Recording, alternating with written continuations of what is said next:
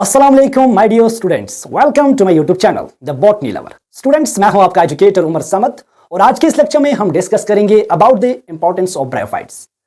बेटे, लास्ट के लेक्चर्स में हमने डिस्कस किया आपके साथ about the general characters of bryophytes और उसके बाद हमने आपके साथ डिस्कस किए about the two classes of bryophytes, that is the liverworts and mosses.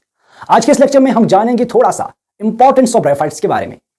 बेटा, आपके एनसीईआरटी के अकॉर्डिंग आपके एनसीईआरटी लिखती है कि जो ब्रायोफाइट्स होते हैं in general these are of low economic importance. इनकी इकोनॉमिक इंपॉर्टेंस कम होती है, लेकिन बेटा इनकी जो इकोलॉजिकल इंपॉर्टेंस है, इकोसिस्टम के पर्सपेक्टिव से अगर हम देखेंगे या एनवायरनमेंट के पर्सपेक्टिव से अगर हम देखेंगे, इनकी ज्यादा इंपॉर्टेंस है देन देयर इकोनॉमिक इंपॉर्टेंस।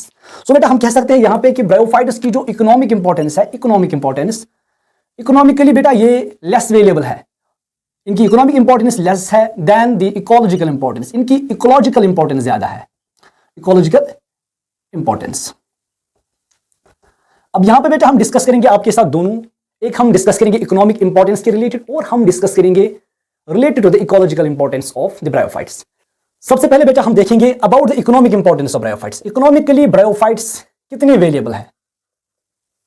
आपकी एनसीईआरटी बेटा लिखती है कि जो ब्रायोफाइट्स है, यूजुअली जो मॉसेस है, these are a good source of food for different herbaceous species of birds, mammals as well as animals. आपके पास दुनिया में कुछ बर्ड्स की ऐसी स्पीशीज है, मैमल्स की कुछ ऐसी स्पीशीज है और एनिमल्स की कुछ ऐसी स्पीशीज है जो मॉसेस को यूज करते हैं एज फूड।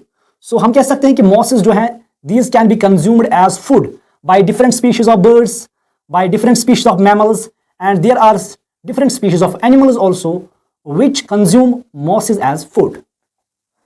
आपके पास बेटा एक मॉस है, इस मॉस का नाम है sphagnum. This moss is called as sphagnum. इस स्फैग्नम को बेटा कॉमनली बोलते हैं हम पीट मॉस, पीट मॉस। ये जो स्फैग्नम है बेटा, ये यूजुअली ग्रो होता है इन एसिडिक मार्शेस। ये ग्रो होता है usually in acidic marches, acidic marches.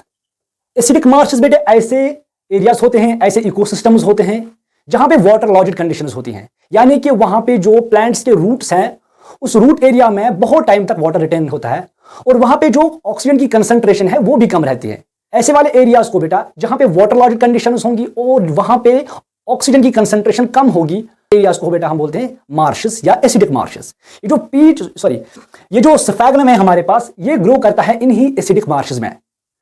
अब ये जो स्फैग्नम है, इसके जब पार्ट्स जड़ होते हैं या इसके जो ओल्ड पार्ट्स होते हैं और वहां पे मार्शेस में जो डिफरेंट प्लांट्स और भी प्लांट्स होते हैं, उनके जो डेड पार्ट्स होते हैं या उनके जो ओल्डर पार्ट्स होते हैं, वो वहां पे डिकम्पोज होते रहते हैं, वो वहां पे कार्बोनाइज होते रहते हैं। कार्बोनाइजेशन मींस बेटा वो ग्रेजुअली चेंज होते हैं इनटू कोल। वो बेटा वहां पे फॉसिलाइज होते हैं, वो बेटा वहां पे कार्बोनाइज होते हैं over the millions of years और वहां पे वो बनाते हैं एक डार्क स्पॉन्जी मटेरियल। वहां पे बनाएंगे वो एक dark and spongy material, dark spongy material. This dark spongy material is called as peat, this is called as peat. ये पीट बेटा अब किससे बना? ये बन गया स्फैग्नम से। यूजुअली ये स्फैग्नम से बनता है और वहां मार्शेस में जो बाकी प्लांट्स हैं उनके ओल्डर पार्ट्स या डेड पार्ट्स से भी बनता है। मेजरली बेटा ये बनता है from sphagnum. Since sphagnum helps in the formation of peat in the acidic marshes, that is why बेटा this moss is called as peat moss.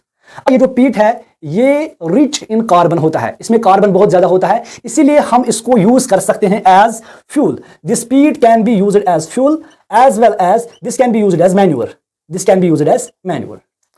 अब इसके बाद अगर हम इसी स्फैग्नम को देखेंगे, इस स्फैग्नम के जब हम ड्राइड प्लांट्स लाते हैं, ड्राइड स्फैग्नम की जब हम बात करते हैं, जो ड्राइड स्फैग्नम होता है, this dried sphagnum is highly hygroscopic.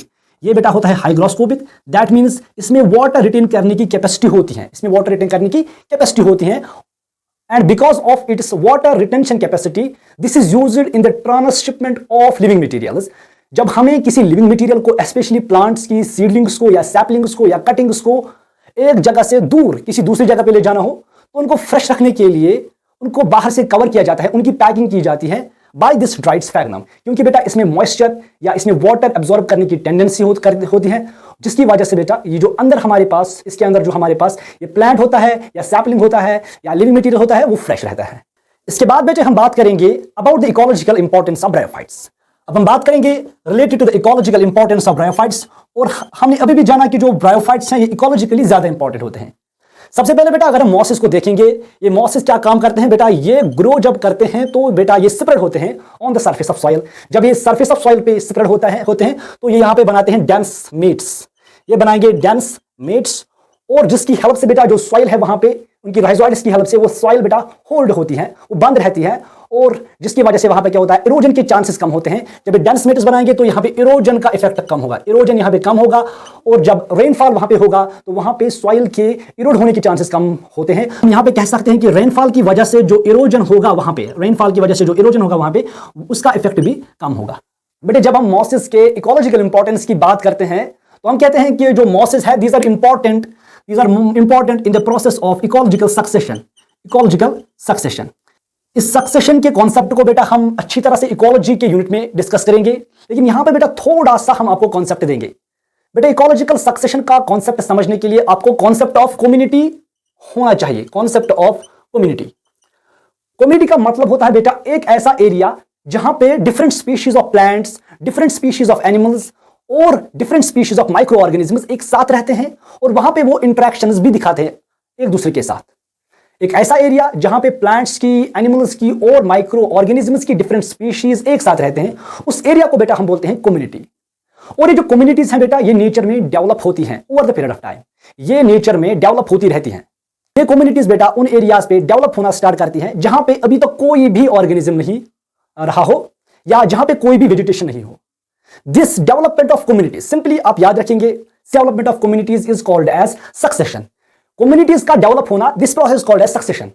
और मॉसेस है बेटा ये इस सक्सेशन में इंपॉर्टेंट है, क्योंकि बेटा जब कहीं पे बियर एरिया होता है, यूजुअली जहां पे बियर रॉक होगी, एक चट्टान होगा, एक रॉक होगी जिसपे कोई भी ऑर्गेनिज्म अभी रहने के लिए नहीं आया हो, वहां पे सबसे पहले रहने के लिए आते हैं ब्रायोफाइट्स, स्पेशली मॉसेस। वहां पे सबसे पहले आएंगे रहने के लिए मॉसेस। सो हम कहेंगे बेटा यहां पे बियर रॉक पे सबसे पहले रहने के लिए आते हैं मॉसेस, और यहां पे साथ साथ आते हैं लाइकन्स, और यहां पे साथ साथ में आते हैं लाइकन्स। बेटा हम कह सकते हैं these are the first organisms to invade the rock surface. Rock surface पे रहने के लिए सबसे पहले आते हैं यहां पे मॉसेस और लाइकन्स। जो पहले ऑर्गेनिजम्स आते हैं, पहले स्पीशीज आते हैं किसी बियर एरिया में रहने के लिए, इनको बोलते हैं पायनियर स्पीशीज। सो बेटा हम कह सकते हैं यहां पे कि जो मॉसेस हैं these act as the pioneer species in the ecological succession.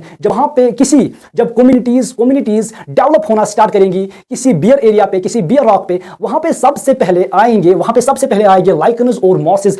बेटे जब ये मॉसेस और लाइकन्स बहुत समय तक वहां पे रहेंगे, उसके बाद वो उस रॉक को ऐसे मॉडिफाई करेंगे कि वहां पे अब दूसरे ऑर्गेनिजम्स भी रह सकते हैं। लास्टली बेटा अगर हम बात करेंगे इन मॉसेस की, ये जो मॉसेस है बेटा ये हेल्प करते हैं in the process of soil formation. These help in the process of soil formation. This process of soil formation is technically called as pedogenesis is the process of soil formation. और जो mosses है इनका typical role रहता है in the process of soil formation. So बेटा यहां पे हमने डिस्कस किया आपके साथ about the economic importance of bryophytes as well as the ecological importance of bryophytes. हम कंक्लूड कर रहे हैं ब्रायोफाइट्स को। हमारे नेक्स्ट के लेक्चर में बेटा हम आपके साथ अब डिस्कस करेंगे about the third group of the plants, that is the pteridophytes.